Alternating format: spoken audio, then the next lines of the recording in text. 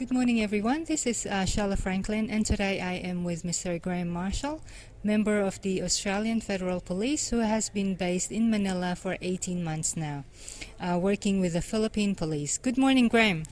Good morning, Cielo. Graeme, can you tell us what was the purpose of AFP going to the Philippines? Just a brief introduction of what it's all about. Okay, well, the Australian Federal Police maintains an international liaison network. We're currently in about 36 countries around the world. The primary purpose is to exchange intelligence, to conduct joint operations, to assist to build capacity in countries around the world in priority crime areas. And for the Philippines in particular, the Australian Federal Police has had a presence now for 33 years. So we work very closely with a whole range of law enforcement partners, from the Philippine National Police to the National Bureau of Investigation to the Bureau of Corrections, Bureau of Immigration, the Philippine Drug Enforcement Agency, etc., to get good outcomes, not just for Australia, but also for the Philippines. That sounds very good. And as we know, we celebrated this year the 73rd year of the Philippine-Australia diplomatic relations, and it's good to hear firsthand what the relationship is all about. And I'm sure that this is only a tiny part of that relationship. Is that right? Yes, it is, and the relationship that we do have in the Philippines is excellent and very warm, hospitable relationship with all of our domestic partners in the Philippines, and we utilise those relationships that have now been established and built up over the past 33 years to do some really, really good work that helps to protect the Philippines and also helps to protect Australia, because the idea of maintaining an international liaison network is to deal with the crimes that are occurring against Australia at their source. So, for example, with drugs, rather than wait for the drugs to land in Australia, we try to engage internationally and work with our international partners to locate the sources of the drugs and to take out the sources of the drugs, which helps not just Australia but the host country where that's occurring, and also other countries where those drugs might be destined for. In the case of the Philippines, the priority crime areas of interest to Australia and also the Philippines are obviously counter-terrorism, with the issues in the south, in Mindanao, and unfortunately the area that I'm primarily responsible for, which is child exploitation. I was just going to ask you that. And in your department, how many Australians are actually involved in your area of expertise? Well, within Australia we have teams in every state. They work jointly with our state partners to prevent crimes against children. So that's the Joint Anti-Child Exploitation Teams. Within our office in Manila, which is hosted within the Australian Embassy, we have 6 AFP members. We all do work across crime types, but in relation to child exploitation, I'm the one that primarily deals with that.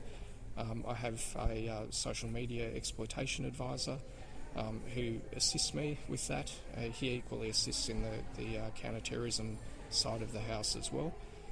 So we don't have a huge presence in terms of numbers, but the ability to engage and leverage the AFP capability and intelligence back here in Australia and work collaboratively with our Philippine partners means that although we have a small physical presence, we're able to get some significant outcomes together. And aside from the Philippine National Police, who are the other agencies involved in this case? With regard to child exploitation, the primary agencies are the Women and Children's Protection Centre, headed by General Macavinta of the Philippine National Police, and the other primary agency is the Anti-Human Trafficking Division of the National Bureau of Investigation, which is headed by Chief Janet Francisco. I work very, very closely with them and their colleagues, and I must say that they are excellent to work with. They are extremely capable and very, very committed to protecting Philippine children, and like Australia is very committed to assisting that, because we recognise from the Australian side that our perpetrators and our pedophiles are preying on victims and children in the Philippines, both through traditional contact offending by travelling to the Philippines and offending against children, but more commonly by offending over the internet in what we would call pay-per-view type services, where they engaged a local Philippine facilitator who will then take payments from the Australian pedophiles to effectively abuse children while the pedophile watches that over the internet from their homes in Australia. So the crime, by its very nature, is cross-jurisdictional. That makes the collaboration and the cooperation between Australia and the Philippines extremely important to, as a priority, identify children who have been victimised and rescue them from those circumstances, and then to ensure that the evidence that is available in Australia and the Philippines is used in the other jurisdictions to ensure that we get the best prosecution outcomes against the pedophiles in Australia and the facilitators in the Philippines. So the two primary agencies that we work with are the NBI and the PNP when it comes to child exploitation, and they're both very committed agencies with regard to protecting children. They're both expanding their capability through additional personnel and through the new Philippine Internet Crimes Against Children Centre, which launched in February this year. The AFP and our other partners, so the United Kingdom National Crime Agency and the non-government organisation International Justice Mission, are working to give them capability, so that's equipment, training, knowledge, that they can then utilise to go out and rescue more children.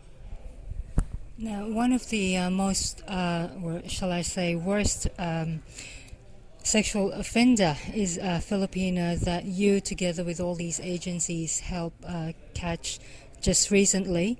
Can you tell us more about this particular case and how it led to his capture?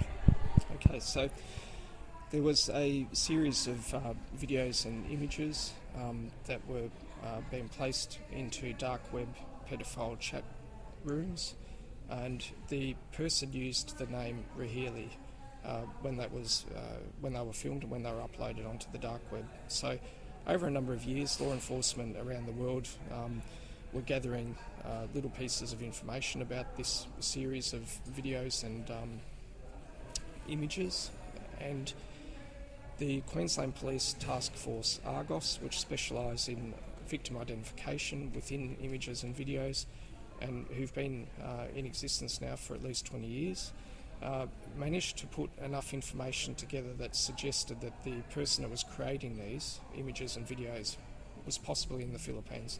So they referred that to the Australian Federal Police. At that time, the Philippine Internet Crimes Against Children Centre was an idea that we were proposing. It didn't formally exist yet. However, we pitched this particular case because of its importance and because this person had gained notoriety within these pedophile dark web chat rooms, and he was a high priority suspect for law enforcement all over the world. So we effectively referred the matter to both General McAvinter and Chief Francisco and asked that both the domestic agencies work collaboratively with the AFP and other law enforcement to attempt to identify this person and then to subject him to investigation and ultimately his arrest. So General McAvinter and Chief Francisco were enthusiastic about the opportunity of working together, but also to obviously identify this person to protect Filipino children. So the investigation commenced. It was supported by International Justice Mission, who did some really good work in their intelligence area in Washington.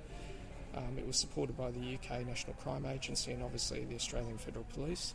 We gathered as much information as we could and brought that together into the team.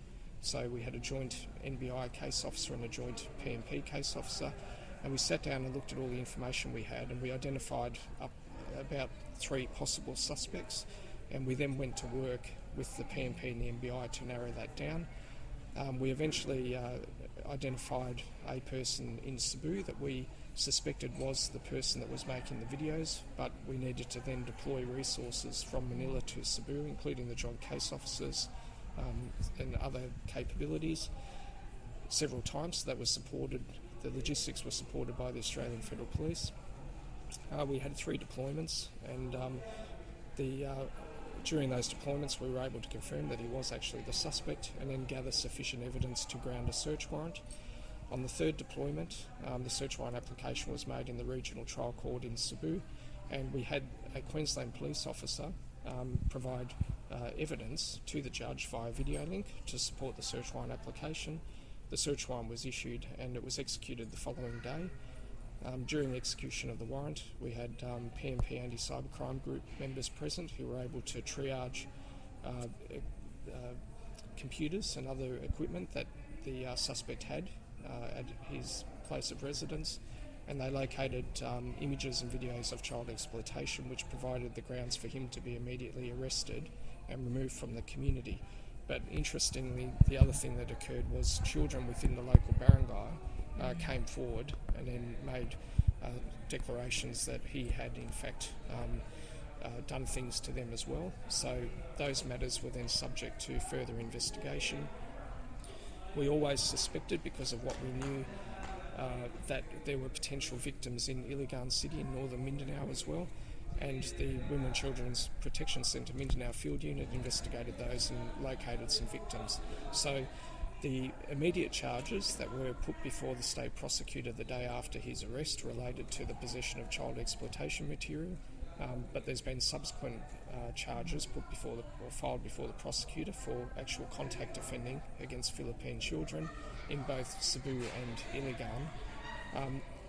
The person was identified, so Rahili was identified in real life as being Mr. Nelson Terreno, and Mr. Terreno now is in prison awaiting what will be the trials that arise from those series of criminal charges.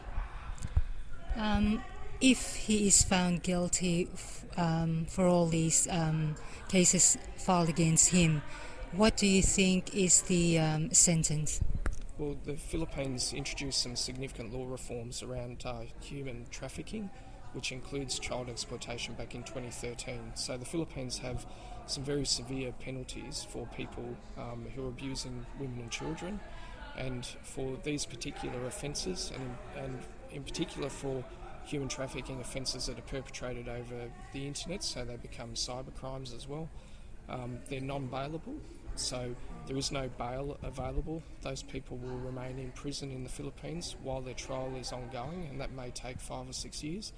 And at the point of conviction, the penalty is generally life imprisonment.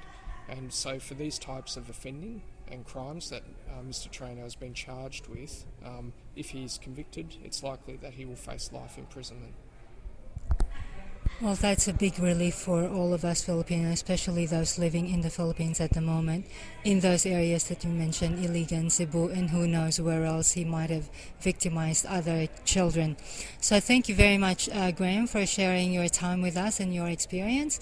It's become a personal case for all of us, because now we know firsthand that someone we know is actively doing something to capture these really bad people, and just that Mr. Terreno is one of them, and I'm sure that in the future you are setting up something that will go on and to continue protecting the Filipino people, just like the agency that you mentioned that you just started February this year. And I hope that there's going to be so many more events or activities that is being set and being taught to the Philippine National Police by the Australian Federal Police. Thank you so much again, Graeme.